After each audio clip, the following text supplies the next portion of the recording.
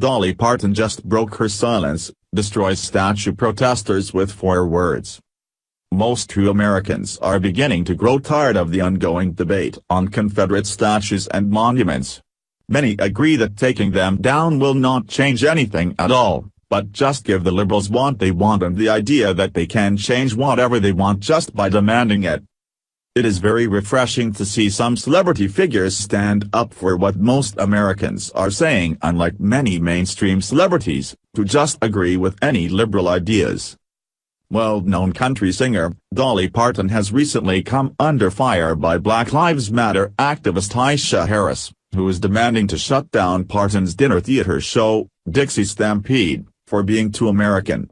A video has just recently started circulating of her saying exactly what we're all thinking. "We are all Americans."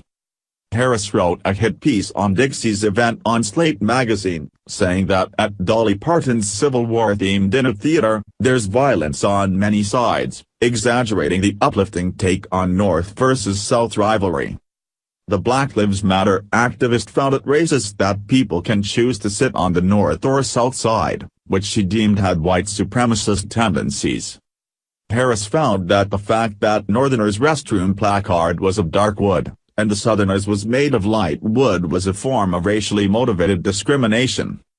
"I did at least have time to run to the bathroom, a necessity after 3.5 hours of sucking down lemonade by the bootful. This seemed like it could be a nice break, but when I got there, I stumbled upon this, Southerners only on a light-colored placard and Northerners only on a dark-colored placard. This was, at best, horrifyingly tone-deaf," Harris said, according to Slate. There is at least one thing that Harris seems to understand about the Dixie Parade, which is, Dolly Parton is right about one thing: Dixie Stampede is as American as America gets. The left is doing whatever they can to eliminate nationalism and the "I love America" mindset. They want an aimless and shapeless socialist country that does not stand for anything. Do you believe Dolly Parton isn't racist? Share this post. Scroll down below to leave a comment. Starbucks employees mock girl in Trump shirt, so fellow Trump supporters do this. If you haven't noticed already, there is a special kind of enmity towards Trump supporters than mostly any other political affiliation. While a lot of the attacking goes on online, a lot of happens in everyday life as well. Especially when someone is wearing Trump merchandise, like a MAGA hat or a Trump shirt. Starbucks is probably one of the most liberal places you can go for a cup of coffee, so when a paying customer walked in with a Trump shirt you can almost guess something happened. June 14, a girl named Kayla Hart scorned her local Starbucks in Charlotte, North Carolina after employees there noticed her Trump 2016 shirt. She claimed that the employees were behind the counter mocking and laughing at her as customers looked on. When she got her coffee, she noticed it didn't have her name, but instead the words "Build a Wall." The story went viral, and Starbucks issued an apology. But things didn't end there. Fellow Trump supporters did not appreciate the fact that these Starbucks employees could get away with doing whatever they wanted to folks with different political affiliation. So they took action. On June 24, they decided to get as many Trump supporters into that Starbucks as humanly possible at 2 p.m. all wearing the Trump gear. They weren't rude, or loud, or obnoxious. They simply went inside, ordered coffee, and just hung out like anyone else would. But they did it all wearing their Trump gear, sending a message to Starbucks employees that there are much more of them in the area than just a few, and that it isn't okay to mock somebody because of their political affiliation.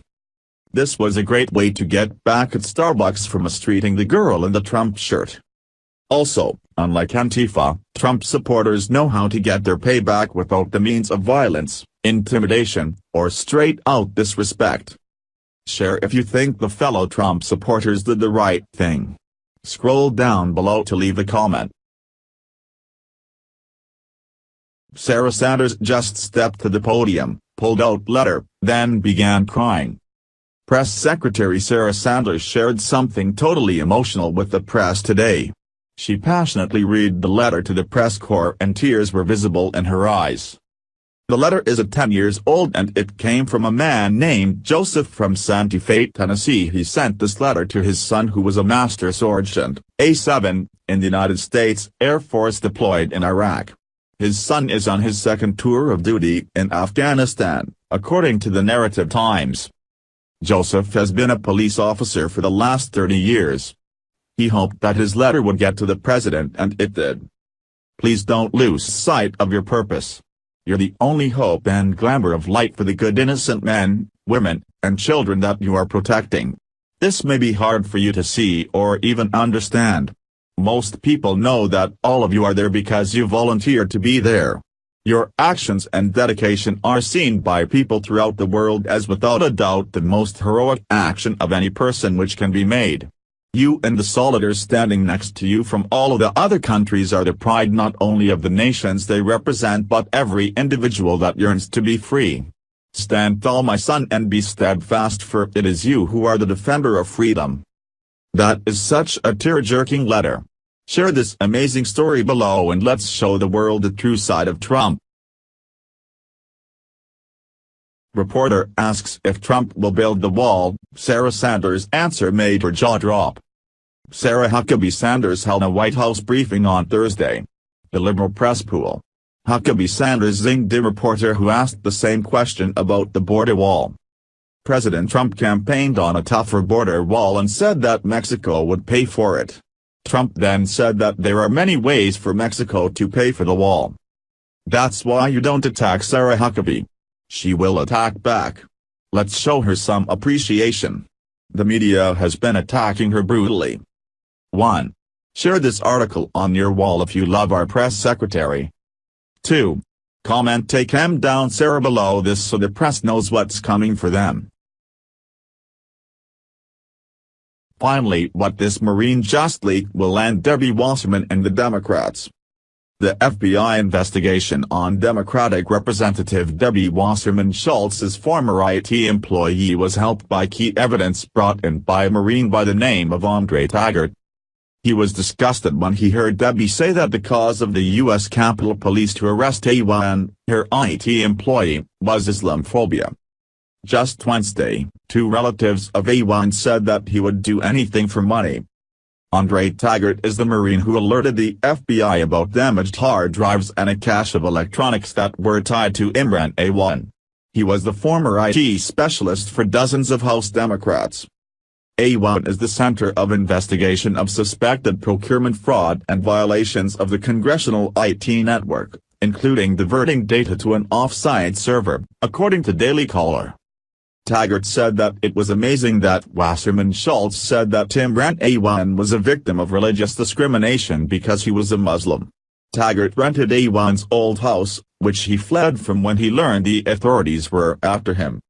"It pisses me off," said Taggart, a black Marine who also happens to be a Democrat. He said that Wasserman was crying wolf and makes a disgrace of real instances of discrimination. "I just want to get these guys locked up and exposed, and now," Taggart told the DCNF.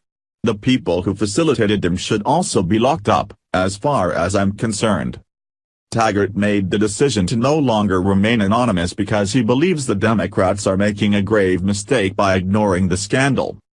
"I'm absolutely disgusted with everything going on in the country right now, mostly because of right-wing conservatives, but with respect to this situation, political affiliation is irrelevant," Taggart said. Him, his wife, his brother, all working down there, there's no way they could do this without help. If we can drag Trump and his wingnuts through the mud for the Russia influence that they are having, then it's only fair that we also expose this ST, Taggart said. A1 attempted to threaten Taggart with a lawsuit once he had learned that he had left the hard drives and electronics at the house Taggart had rented after A1 fled. "They took advantage of us," Taggart said. He continued that A1 would do anything for money. The exact same thing A1's 2 relatives had said about him. Saeed Ahmed, a relative of A1, told the Daily Mail that for the sake of money they would have done anything. Imran might have been selling this information. A1 is being accused of running a ghost employee scheme, stealing $6 million in salaries from taxpayers. A former business partner, Amjad Khan, said, Abid would just go in to the Hill a couple times a week for a couple of hours, just to show his face. On paper, I think, Abid and Imran were both working, but in reality only one was working, the other was running the car business. Khan added that when he would go to DC, Abid would spend $3,000 or $4,000 a night. Clearly the Democrats have a multitude of skeletons in their closet that are coming out one bone at a time. Who knows what other kind of criminal acts goes on behind closed doors.